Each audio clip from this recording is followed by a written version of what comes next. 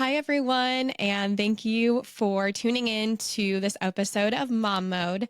I am extremely excited for the guest that we have on today, Dr. Mae, who is a pelvic floor physical therapist. And since becoming a mom, I had no clue what pelvic floor physical therapy was. And I wondered how many other moms felt the same way. So I wanted to bring her on, and I'm so excited to kind of dive in and learn from you and gain a bunch of knowledge and hear about what you do day to day. Yeah, I'm so excited, Nicole. Thank you so much for having me. I have been a pelvic floor physical therapist for 6 years now, I believe, and treating patients here locally in Nashville, Tennessee, but have also grown a large online presence that kind of just happened out of the need for more information about the pelvic floor, especially during pregnancy and postpartum.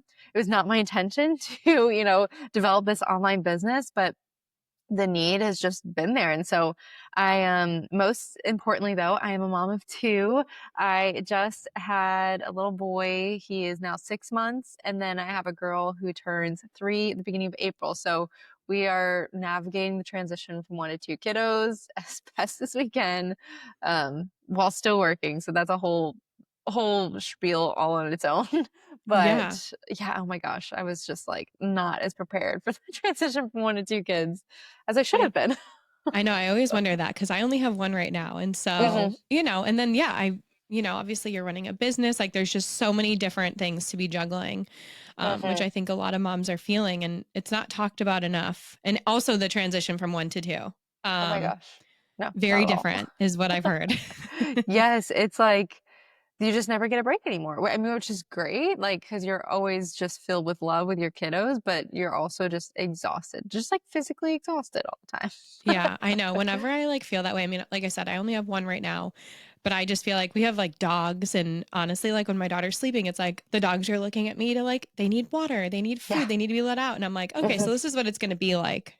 Because Yep. when one's 100%. napping, then one is always needing you. And I just always, when I look at photos and you just see how fast time goes, Hmm. I try to like put myself in that mental state. Like, this is just temporary. Yeah. And one day I'm going to miss this. Yep. No, 100%. That's how I feel the same too. I'm like trying to remind myself it's only temporary, it's only a phase. Like it already feels like the struggles that we were going through the first couple of months with two are just like a distant memory now, which is Hmm. crazy because he's only 6 months old, but it really does. It goes by so quickly. But yeah, Yeah. it's great. We love it. Well, congratulations on two. Yeah, thank you. That's a big accomplishment to me Uh-huh. because, No, it sure is. like when before I was a mom, I'm like, oh, wow, you have four kids. That's awesome. No, like when you have one, you're like, they have four. And then you're like, wait, now I'm like, do I want another one? I mean, I want another one, but Hmm. it's, yeah, And different. people always say like it just gets easier when you have more kids. But I'm like, "Ugh, I don't know. The transition from one to two has been a lot harder than from 0 to 1, mainly because you just don't have any like free time anymore. Like you Yeah. don't, there's never an off period. At least for us. I know for some people have loved going from 1 to 2, but both of our babies have been really big spitters when they were newborns. And so that's when your baby's like so spitty, it's so hard because you can't put them down, you can't put them on their belly, like they're angry all the time. We Hmm. finally hit the 6 month period. I'm like, okay, he's happier now. We can breathe a little bit. Like, Yeah. whew. But apparently it gets easier when you have more. Well, we'll have to check back with you when Right? when he's a year old and see Yeah. how much Then we'll easier it see. gets. Hmm. Um, Yeah, I guess one of the hardest things. So I know, like, when I was looking on Instagram, Hmm. you have all these different videos where it's like, hey, when your child's napping. Yeah. So you were able to probably do those exercises to help your body recover. Hmm. Um, but I mean, I guess where we should first start would be, what is pelvic floor physical therapy and why is it so important for women to know about this? Yeah, so I mean, physical therapists are just movement and experts of the musculoskeletal system is kind of how I would just say like what a physical therapist is. And then a pelvic floor physical therapist goes through additional training after PG school to specialize in the treatment of the pelvic floor. Now you can work with both men and women. I just only work with women. I've really kind of niched down to the pregnancy and postpartum sphere. Um, but I do treat women of all ages. It's just I happened to start an Instagram account when I was pregnant, and so kind of that is the population that's gravitated towards my content. But I treat plenty of women, going through perimenopause and menopause and just women who've never had children before. So I really treat the whole spectrum of women, but there just seems to be a lot of focus on the pregnancy and postpartum sphere right now. But yeah, as pelvic floor physical therapists, we treat everything from like diastasis to prolapse to like incontinence, whether that's, peeing your pants or even like fecal incontinence. It's a thing that people don't always think about. But if you Oh, have wow. severe tearing during childbirth, you might have trouble like controlling your bowels. Um, so I will even work with women who just have like low back pain or rib pain because really your pelvic floor is involved in so many different things that sometimes you might think, oh, I just need some like massage to my lower back because I have lower back pain, but really it's linked to the way that your pelvic floor is working and the way you're breathing. So I like to, I pretty much look at the full body. Wow. No, it's not every pelvic floor therapist. Some Yeah. are just like very, pelvic floor only. But I find that my patients and my online community has the best success with a full body approach that integrates pelvic floor wellness into the full body approach. Yeah. Yeah. No, Mhm. wow. There's so much that I'm already learning. Yeah.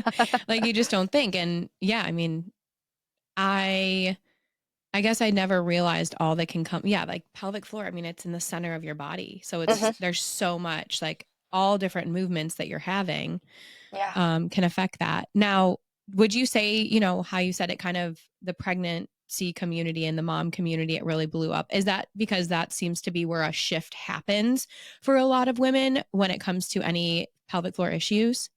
Yes, that is typically when women will start to notice something is not right. Maybe it's during pregnancy, but I mean, especially usually postpartum. I mean, you think about it, your pelvic floor, so think of like the description that I like to go over is imagine you have a soda can, and that is your inner core system. So that's like your belly, and your diaphragm, which is the muscle of like breathing, is the top of the soda can. Your pelvic floor is the bottom, and then like your rib or your abdominals and your lower back muscles are the front, back, and sides of that soda can. And so the goal of that soda can of your belly is to maintain good intra abdominal pressure. So your pelvic floor is involved with all of those muscles. So Yeah. during pregnancy, you have a massive shift of the way your core looks and functions and your posture changes. So your pelvic floor starts changing right during pregnancy. And so oftentimes you can even have symptoms in pregnancy. Maybe you're experiencing heaviness now in your pelvic floor, or maybe all of a sudden you got a cold while you were pregnant and you're coughing and sneezing a lot, and now all of a sudden you're leaking a little bit. It's because there's just a lot more pressure down on your pelvic floor. And that's usually when people start to notice, like, okay, something's going on. I don't know like what to do or what to fix it. And then postpartum can really exacerbate any of those issues. Whether it's from like actual tearing during childbirth or just recovering from pregnancy in general. It's about 10 months of a lot of weight down on your pelvic floor, and it gets stretched and it gets overworked. And then during labor, if you have a vaginal delivery, your pelvic floor gets stretched up to 3 times its normal length during Wow. labor, a vaginal delivery. And Yeah. so that in itself, even if you don't have any tearing, just that stretch in and of itself is like, I'm doing air quotes, like trauma Yeah. to your pelvic floor. And so the recovery, even if you didn't have any like actual tearing, like I said, just recovering from pregnancy and labor is enough for you to start addressing your pelvic floor. Yeah. And I guess with the pelvic floor like expanding that much, does Mhm. our pelvic floor really ever go back to what it was? Yeah, someone else just asked me this question recently too. And so I I never want to scare people, but your body does go through a lot of change during pregnancy, and it never fully goes back, and we can't expect it to. Like, Hmm. you grew an entire human being inside of your body and then delivered that baby, whether it's via cesarean or vaginal delivery. Your body is forever changed. They say that your uterus doesn't ever fully shrink back down to its regular size, and I feel like a lot of women notice that. Maybe they just feel like they're a little more swollen in their lower abdominal region. Hmm. Um, but what I like to say is anatomically, things might not ever go 100% back, they can get very close, but physically, like symptom wise, you should be able to get back to the way that you felt pre-pregnancy. But I think that's where a lot of women don't have proper resources, they don't have access to pelvic floor PT, or they just don't know about it. Or maybe they do a little bit of pelvic floor PT, but then they kind of stop with basic exercises and never rebuild their full strength. And so Mhm. I think that's where people just kind of say, well, I've just had kids and that's just the way it's always going to be. But if it takes, 10 months to grow a human being, it takes at least 10 months to recover from growing a human being. Yeah, and then it's like, so many moms, they're just starting, they're going to try for their second when the Yes, baby's only 12 months. So then it's like exactly. your body never really got back and then you're Hmm. doing it again. Yep. So, um I guess when is the best time for someone to start, is it when they're before they're trying to have kids to really prep like, Hmm. and is there like too late of a time, like to where it's like, well, now you're pregnant. We might not be able to help your pelvic floor as much as we would have if you would have come before getting Hmm. pregnant.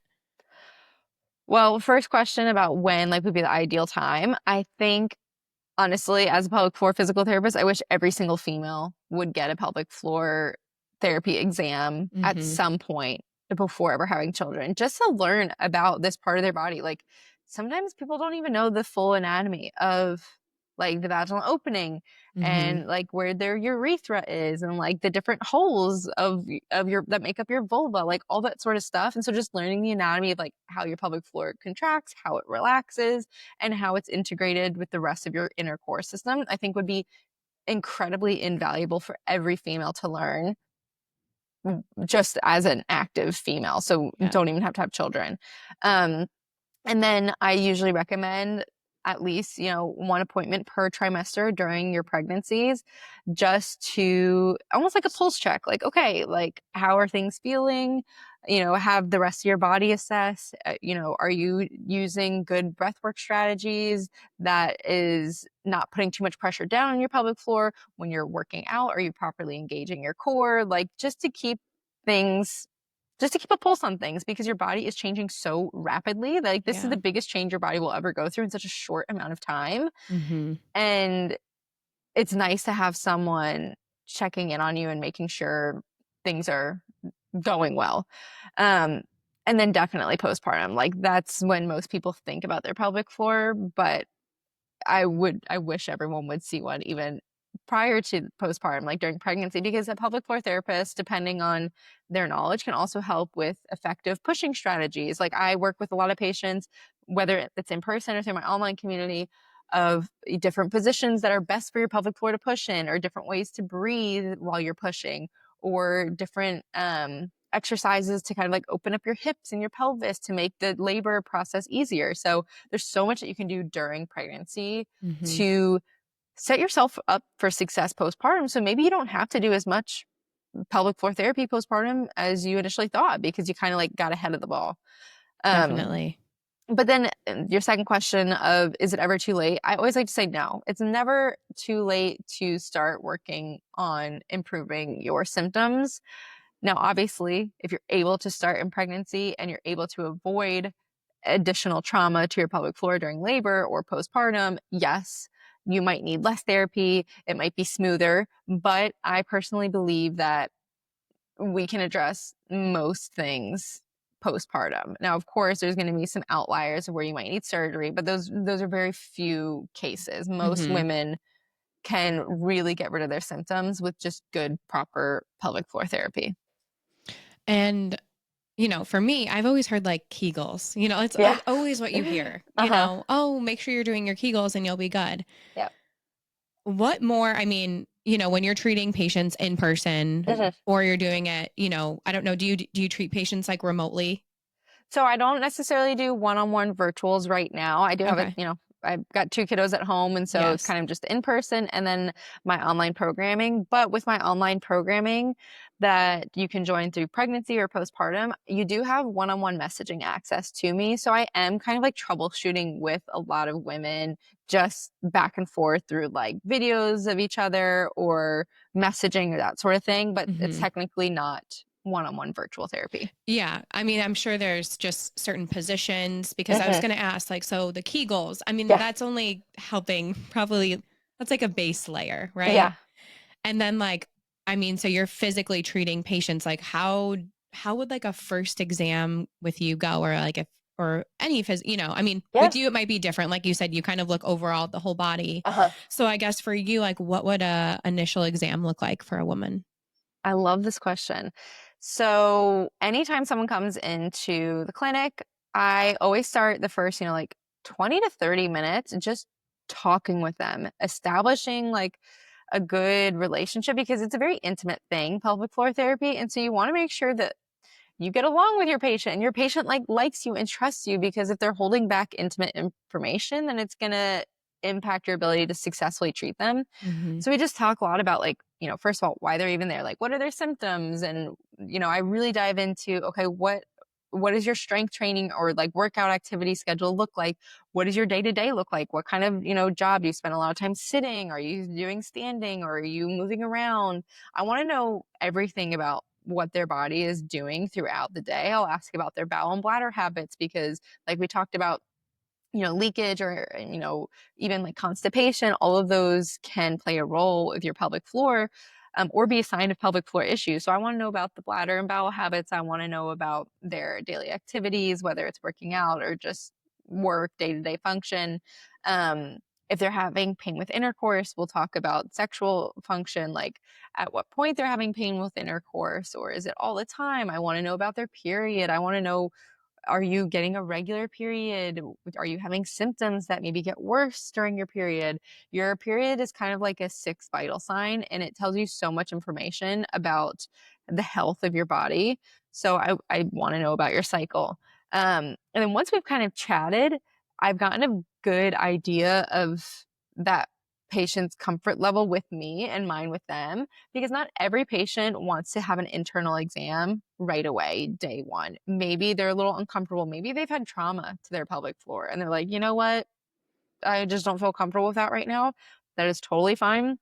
I usually start then by assessing their breath work, looking at rib cage mobility, hip strength, core strength. I look at the full body other than maybe like your fingers. Hmm. So I want to look at how everything is functioning, and based on how what I see externally, I can usually get a good idea of what's going on internally. Now, obviously, I love to do the internal exam because it gives such good information by being able to actually palpate and touch the muscles and feel how you're contracting your pelvic floor and how you're relaxing it. Um, if you're nervous about the internal exam, I walk all my patients through it with like a little pelvic model, and it's just one finger. It is not the same as like a cervical exam during labor or pregnancy where they should like they're going really high up into the vaginal canal, into the cervix with multiple fingers. It is not like that. It is one finger, and I only go as far as the depth of three knuckles, because your pelvic floor actually has three different layers. And so layer one is about as deep as one knuckle, layer two, two knuckles, layer three, three knuckles. And so that is, I'm just using one finger. I'm just palpating around the muscles, talking you through everything I'm doing at that time.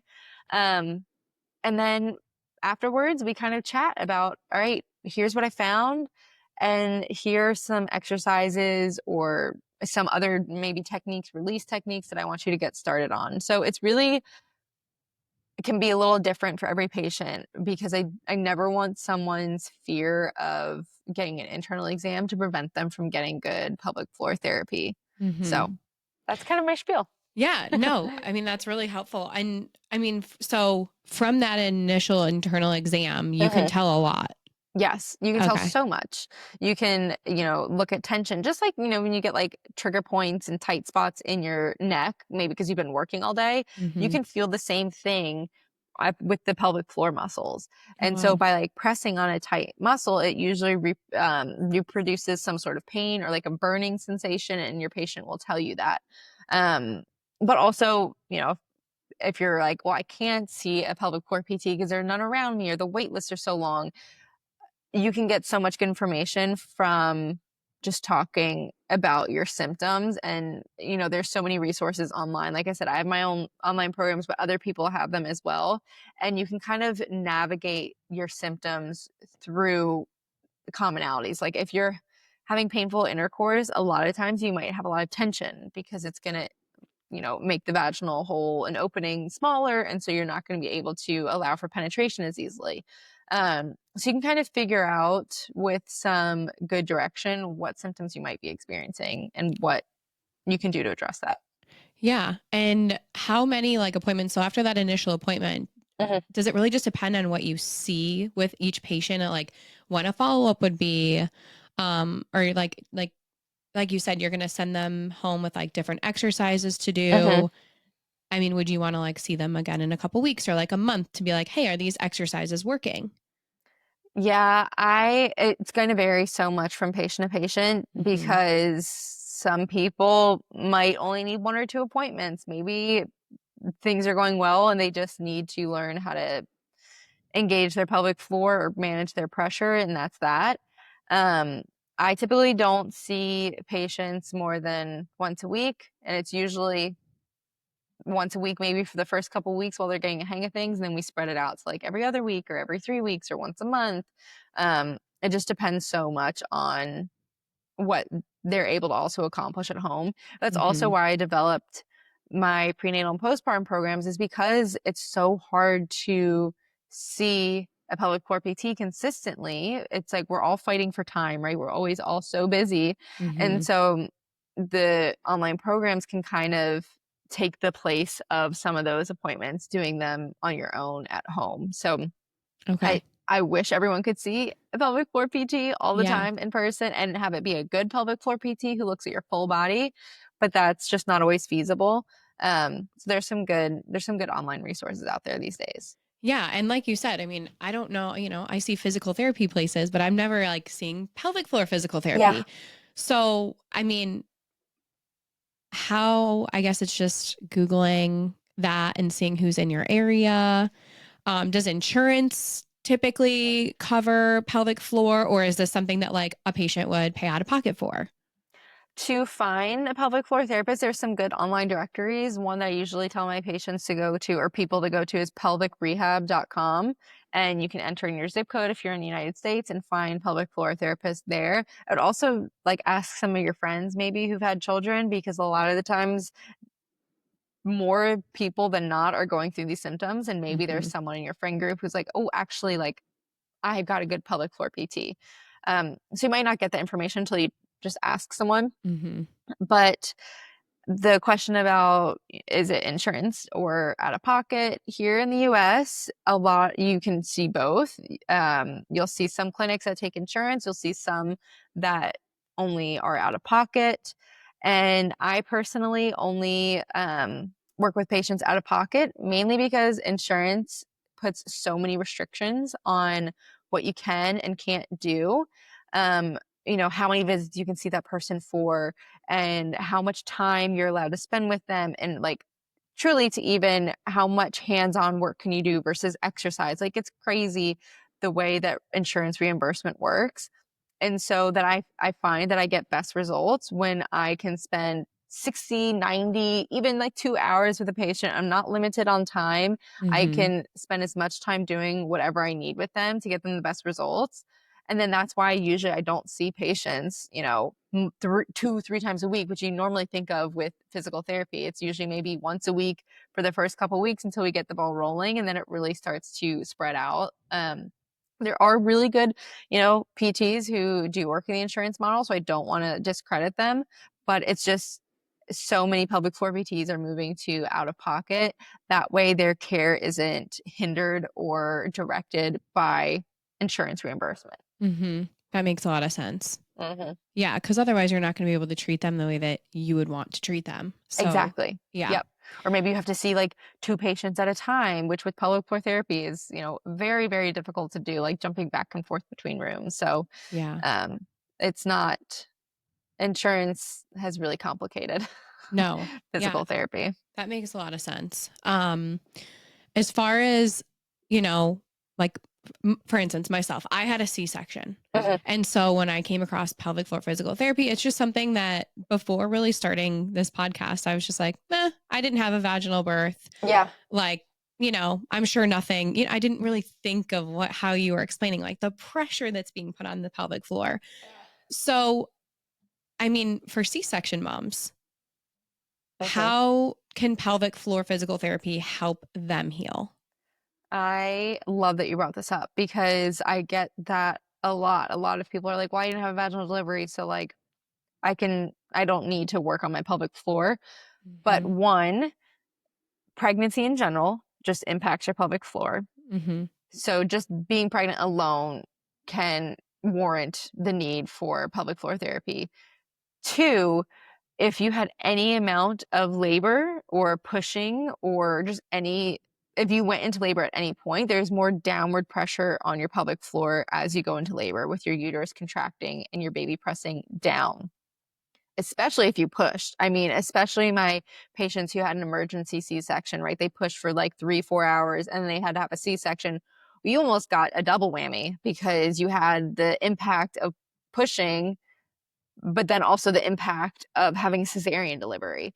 Mhm. Um, but with the cesarean delivery, your surgeon will cut through 7 different layers of tissue. And so they might not cut through your abdominals. A lot of times they like part them and push them aside, but they're still disrupting the integrity of the tissue, and you develop a lot of scar tissue afterwards. And scar tissue can kind of like spread like a little spider web, and it Mhm. can spread like a spider web through all 7 layers and can impact your bladder function. It can impact the like adhesions to your pelvic floor or to different organs around it, and your ability to engage your deep core is really really impacted after you've had a cesarean delivery because you've disrupted those muscles and now you're actually asking them to engage them again, and they're like, wait, what? Like, we were just kind of like traumatized. Like, how are you expecting us to just automatically know how to contract again? And a pelvic floor therapist is going to be able to walk you through that deep core contraction and reintegrating that with pelvic floor engagement, because there are plenty of women who never saw a pelvic floor PT because they had a C-section and they were totally fine, but now all of a sudden they're having like bladder urgency. And it's Mhm. usually potentially because of scar tissue that is impacting their bladder's ability to like stretch and, fill with urine as it grows. And so now maybe their bladder just, they've lost the capacity or full capacity of their bladder. And so they're going to the bathroom more frequently. So scar tissue can really impact a lot of the bladder and bowel functions and the pelvic floor functions that you might not have even realized. Wow. Yeah. I mean, I can feel like after my daughter's 16 months old, Yeah. around like 12 months, I just got feeling back. Mhm. Like, and it's crazy because I freaked myself out a little bit because I'm like, oh my gosh, you feel the scar tissue. So, I mean, that's You do. definitely a thing. Did not think that it can impact other things with like Mhm. how you mentioned, like the bladder Yeah. control. Um, for moms that, like you mentioned, maybe they don't have a pelvic floor physical therapist nearby, or Mhm. maybe fees, cost wise, they're like, I don't Yeah. have that. It's not in the budget right now. Your online platform that you have, Mhm. I know you have like a lot of different videos. So is it something that someone can, if like I said, and this is like if they just can't go see someone, can they just start by going online, looking at your program or seeing the free videos that you offer, and kind of start there? Yeah, so for those who might not know or know where to follow me, it's just Dr. Mae Hughes, Dr. Mae Hughes.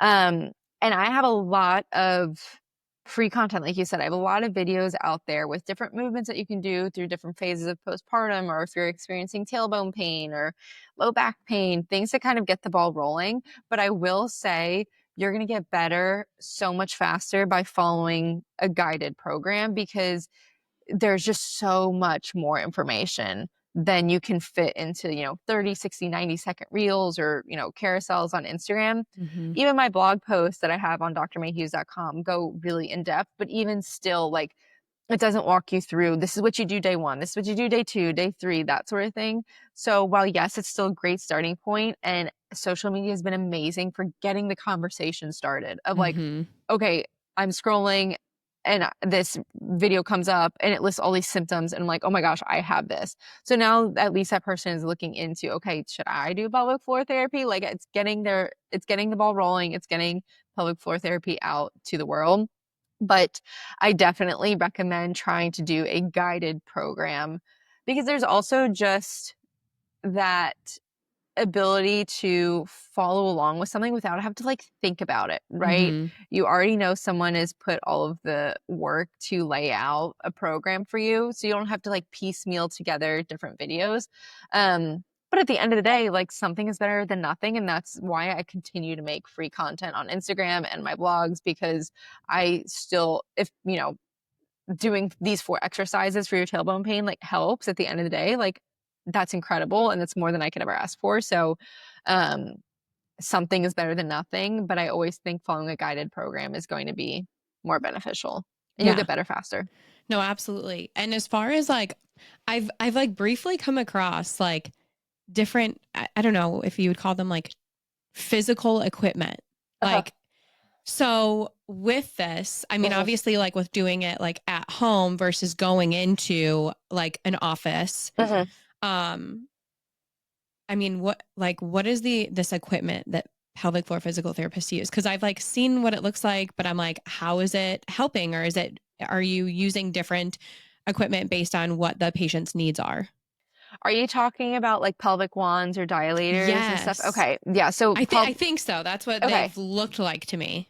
Yeah. So, a pelvic wand, and the one that I use the most kind of is like an S shaped, Mhm. and it's just a way to help internally release pelvic floor tension. So, the same way that I would use my finger during internal exam to like press and massage potentially tight internal muscles, it's what a wand can do to give you the tools to be able to do it at home on your own so you're not reliant on going to a pelvic floor PT, all the time for the rest of your life. And that's like my goal at the end of the day, Mhm. whether I'm working with you in person or online, is I want you to be able to manage your symptoms on your own and hopefully not have symptoms, but if they do come up, like you know what to do. So you don't feel like you always have to schedule these appointments all the time. Yeah. Um, so that's what a pelvic wand can do. It's really helpful for internal trigger point release. You can even kind of use it for perineal massage, whether that's to prepare for labor or postpartum. If you had perineal tearing and you're trying to massage that scar tissue, you can use a pelvic wand then as well. And then dilators are really good for also helping to release pelvic floor tension, but specifically with those people who are having difficulties with painful intercourse because it Mhm. helps to slowly stretch the vaginal opening. And that helps to release tension to allow for penetration. So that's where dilators come into play. For a Okay. second, I thought you were talking about, and maybe you are still thinking about this, but if you've seen like vaginal weights or like chairs that you sit in that claim to do pelvic floor therapy, I was going to be like, yeah, no, No, don't they're like either of definitely like those. they look like a wand, like Yeah. something that like personally, which like to be honest, I would probably go to a physical Yeah. pelvic floor physical therapist first. I would not trust obviously like Yeah. just doing that. Hmm. But like you said, being able to learn from a pelvic floor PT and then being able to use that tool at home Hmm. to help. Um Exactly. so for like the moms, like I know like later in life, you know, Hmm. I don't want to like insult anyone when I say like 50s, Yeah. 60s, but so much you hear like that women start leaking then. Hmm. You know, you don't hear, you know, sometimes, you know, we can leak right after pregnancy, Yeah. but so many times you hear later in life that women are like, "Oh my gosh, like I can't stop like passing gas. Like Yeah. I walk and I pass gas or I'm leaking." And so I guess like for those women, you know, whether they were moms, whether they weren't moms, and now they just have pelvic floor, you know, issues. Um, it's like you said, it's never too late. So if they're having those issues, like go see a pelvic floor physical therapist. It's never ever too late. It's so funny because as the pelvic floor has become more popular, I guess, and just people know about it, a lot of women like childbirth age are coming to see me and I'm working with them and then they're feeling better and they like are so thankful for pelvic floor therapy and then like a couple weeks later I get a call from their mom being like, "Hey, my daughter like went to see you. She helped with all these issues. I didn't know that that could be helped. Like, can you help me?" And Mm-hmm. I see that so often. Like daughter comes in because she knows she's on social media or she's heard about the pelvic floor, she's on top of it, and she tells her mom about it and her mom's like, "Oh my goodness, like I need that." So I see that all the time. The reason that a lot of women get symptoms later on in life is kind of twofold. One, if they never fully like rehabbed and recovered postpartum. They just maybe been dealing with symptoms for the rest of their life. Then two is a thing called sarcopenia, where you lose muscle mass. It's age-related loss of muscle mass. So you lose muscle the older you are, which makes Mm-hmm. sense. And so you're losing strength in your pelvic floor, and you're losing strength in your core muscles, you're losing strength in your hip muscles. And if you don't stay on top of strength training, then you can have symptoms develop later in life as you're losing that muscle and that support system. So I do see that quite often later in life. Maybe they never had issues, but then they went through menopause and their vaginal tissue changed and their hormones changed, and they're not really working out, they're not really strength training, and so now their pelvic floor is just a lot weaker, or their hips are a lot weaker, and so they're seeing a lot more symptoms as they're older. Yeah. I mean, I definitely hear this with like, my mom, not specifically, but like my grandmother, like, and bringing it back to like men, like my grandfathers, they Mhm. started having that. So like, I feel like men do also get that later in age, probably for similar reasons that women do. Yep, 100%. Um, so how, circling back to you being a mom, Yeah. how did you prepare your body for like having your daughter? And Mhm. was it different preparing for your son? Like, did you notice a difference in your body? Yeah, I would definitely a difference in my body. With preparing for Ava, my firstborn, I don't feel like I did as much in terms of specific pelvic floor recovery, right? Because my pelvic floor had never really been impacted before. Mm-hmm. I just continued with my regular strength training program and modified that as needed based on my pregnancy, and how my body was responding. And I started incorporating more um, pelvic floor release work and labor prep mobility stuff in that third trimester. Um, but my body had already was so used to working out, it felt really good. I will say though, like a lot of women go into that first pregnancy, if they're really fit, they think they don't need to do much to prepare for labor, Mm-hmm. but those women end up being really tense in their pelvic floor because they're so strong, they're so tense, and they don't really know how to relax. And so that's one of the main things I did focus on that third trimester is like, okay, I'm going to keep strength training, but I also really need to incorporate more pelvic floor relaxation and mobility because I know I'm a very athletic, high level activity person. And if I don't specifically incorporate this, my pelvic floor is probably really tight, and that can impact, the ability of your baby to come out because your pelvic floor is holding it in.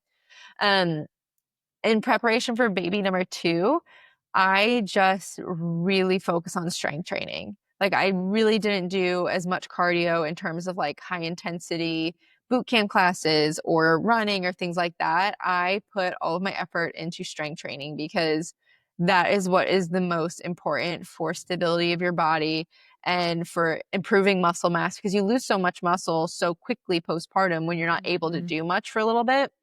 And so you lose that muscle mass. So I was bound and determined to get back as much muscle mass as possible before getting pregnant again, because that sets you up for success.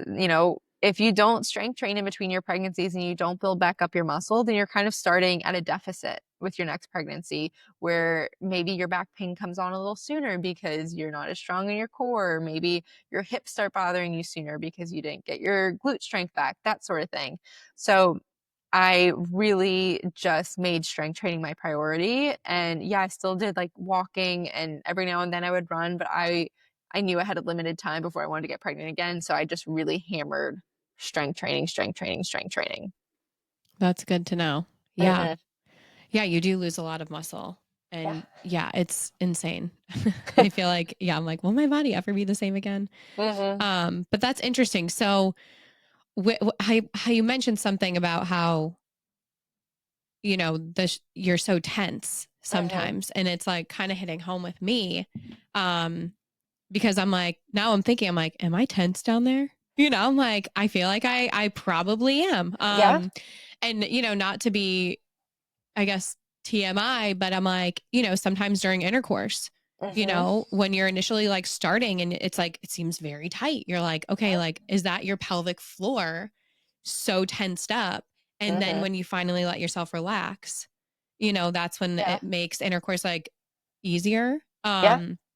But also with that, is there like a should should women be focused on trying to release that tension like on a daily basis or a weekly basis? Incorporating that into their routine. Yeah, 100%. Uh, So many women these days have more tension in their pelvic floor rather than like lack of strength because we're just so tense from, especially for moms, like we're holding our babies all day long. You're squeezing your butt cheeks. When you squeeze your glutes, you're inevitably engaging your pelvic floor.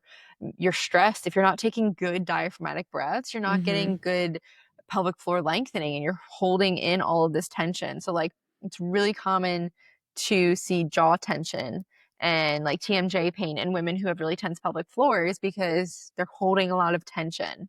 And so Yeah, those two actually have like a pretty strong correlation, which is interesting. that But is really interesting. yeah, just for good female health, learning how to lengthen and relax your pelvic floor can help with painful intercourse because no one should be having painful intercourse at Yeah. any point. And so that is usually just a sign of having a lot of tension, which I get it. So many of us do. We're stressed all day long. Being a mom is tough work. Are we good? It went out for a minute. Yeah, I was Okay. just waiting. It went I was out. waiting too. Yeah, no. Yeah, that's crazy. Like honestly, and now that I'm thinking about it, I'm like, oh my gosh, like, we hold a lot of pressure in our like shoulders, right? But I'm Hmm. like, I feel like the next place is like the pelvic floor.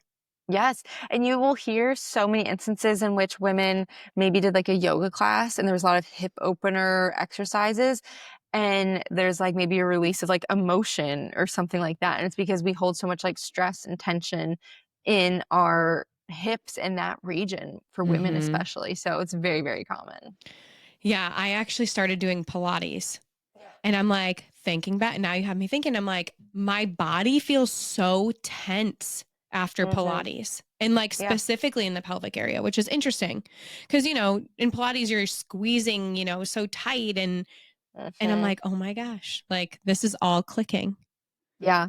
I mean, because Pilates can be great, but also sometimes it can lead to a lot of that increased tension because you're kind of like holding on for dear life during a lot of those poses. yeah, no, definitely. Um, so as far as what was I going to say? I just totally went blank. So I guess I'm just totally blanking here. Yeah, okay. Um, I was going to ask you something about motherhood. Well, we talked Oh about yeah. when I was okay, I'll let you go. Yeah. So, how are you currently, um,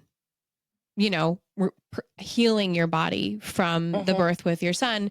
And also, well, no, I don't want to lose this question. So I'm going to ask it. So, Okay. how are you healing right now? But also, could pelvic floor impact how your body dilates when you are giving birth? So I don't want to lose that question. Okay. So I wanted to say it because I don't want to Yeah. blank again. But like when you were talking and talking about the pressure and like the tightness, Hmm. I'm like, okay, can this affect someone's, going into labor and the reason why they're not dilating? Hmm. Well, in terms of like how am I recovering, when like what am I doing? I mean, I went through my 12-week postpartum rehab program myself. Saw a pelvic floor PT for a couple appointments as well because I still believe in that. If you're able to do an internal pelvic floor exam, you should 100% do one. Just to have that feedback of, am I doing this correctly? Like, what does another person feel? What, like, just it's good to have a second opinion. Even though I am a pelvic floor PT, it's good to have someone look at my pelvic floor. Mm-hmm. Um, and then since I kind of did 12 weeks of rehab, then I've really just been continuing with my strength training because I want to make sure that I get my body strong enough to potentially have a third pregnancy if that's something that we decide on. But even if we don't, just being strong enough. I mean, my toddler, she's 3, she's growing and she still likes to be held. So I wanted to get my strength back as quickly as possible so I can continue enjoying activities with her and continue to Mm-hmm. be able to lift her up the stairs while also holding my newborn on the other side. Um, I want to be able to do those things with my kids, and I don't want to have my strength or leakage really impact that. Um, So that is what I'm doing. Once again, really just prioritizing strength training. I haven't really returned to running yet just because there's not a lot of time, and running isn't what's going to help you regain your strength and regain your function. It's amazing. Running can be so good for cardiovascular health. Mhm. But it also takes a lot of like, you need to be strong to run. And so running doesn't necessarily make you stronger, but you need to be strong to run. And so I just haven't had the time to really get back into running. Mhm. Um, and that's fine if you don't ever want to, you don't ever have to. Like I love incline walking for a great cardio burst. So, Yeah, I've actually heard, and this could be a myth, but maybe you uh know more, like running actually like affects womenens organs. Like it's a lot of pressure, I guess, on like maybe it's our abdominal or uterus and bladder. Like uh I've just heard that like that impact if you're not running properly, or if you're, just in general, like you said, if you're not strong and you're mhm. running, can that affect your pelvic floor as well? I mean, totally. The way that you run and the impact of your foot on the ground is the way that you make contact with your foot with the ground can impact the amount of force going through your body 100%. So if, I'm not a running coach, but I've been running a lot and I've been around a lot of runners. Um, to know good form and to land softly, you don't want to hear like your feet smacking the ground because that impacts the force that's going through your body. Mhm. Um, and you need muscle to be able to help absorb that force. So that's why you need strength in order to efficiently run in a way that's not going to hurt your joints or bother your joints or put too much pressure down on your pelvic floor. So you need that strength to get proper form to reduce the load on your pelvic floor and the rest of your body 100%. But I want to make sure I don't forget your question either about the dilation in your pelvic floor Yes. because that's a great question. Yes, your pelvic floor, if you have a lot of tension, can impact the ability of your baby to descend into the pelvis, which can impact dilation. So like w- when you're having a labor stall, which is where labor is just not progressing, um, each hospital will clarify it differently at what point of labor, but for the most part, like labor is not progressing. And so there are three reasons. It can be the passenger. So the passenger is the baby. So like the baby is in a weird position. It could be the or the passage, which is your pelvis. So like Mhm. the passage that your baby is going through, if there's not enough space for your baby to get through all three levels of your pelvis, then it's going to stall labor. And then there's power, which means the strength of your contractions are decreasing for whatever reason. Maybe the position you're in isn't great. Maybe you're exhausted. Maybe you don't have enough, your body's not producing enough oxytocin to stimulate the uterine contractions. Maybe you haven't eaten, and so you're just running out of energy. Um, Mhm. but yes, 100%. If you have a lot of tension in your pelvic floor, it can impact the ability of your baby to descend through the pelvis. And you can see a lot of labor stalls and then emergency C-sections that way for sure. Yeah. I mean, all of this that I'm learning and, I'm like, it just has all these questions popping up, and it Mhm. makes sense.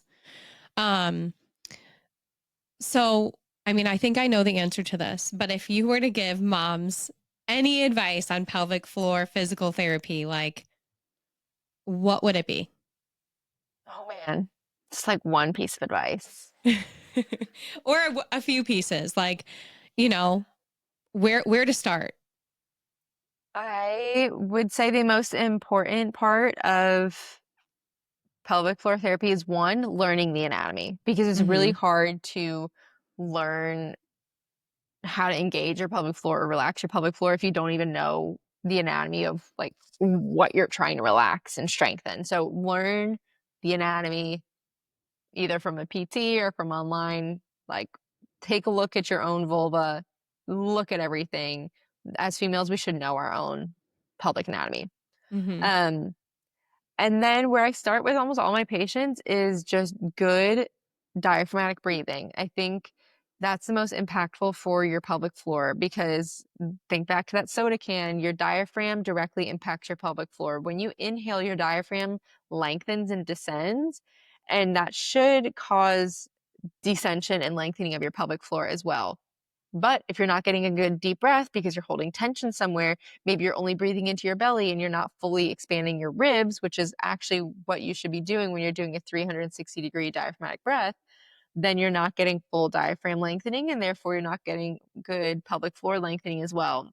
And then Mm-hmm. when you exhale, both should passively recoil.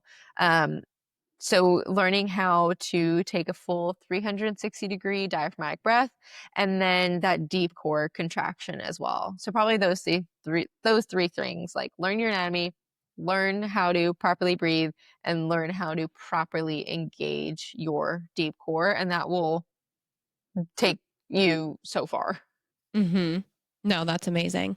And people can learn this by going to your online platform as well, right? Like Yep. when you're I going talk through your about it all the time. Yes. Yep. I feel like if you're a part of my programs, like I'm going through the workouts with you, you're hearing me cue you through all of the breath work, the pelvic floor engagement, the core engagement. I have plenty of videos on my Instagram of like how to diaphragmatically breathe and what does it look like? What are some cues to help you engage and lift your pelvic floor and deep core? Because I want everyone to know how to do this because it's yeah. so, so important. No, it really is. And as far as your programs, do you have programs for like moms who are pregnant, postpartum? Like, is there different programs that a mother or a woman can enroll in?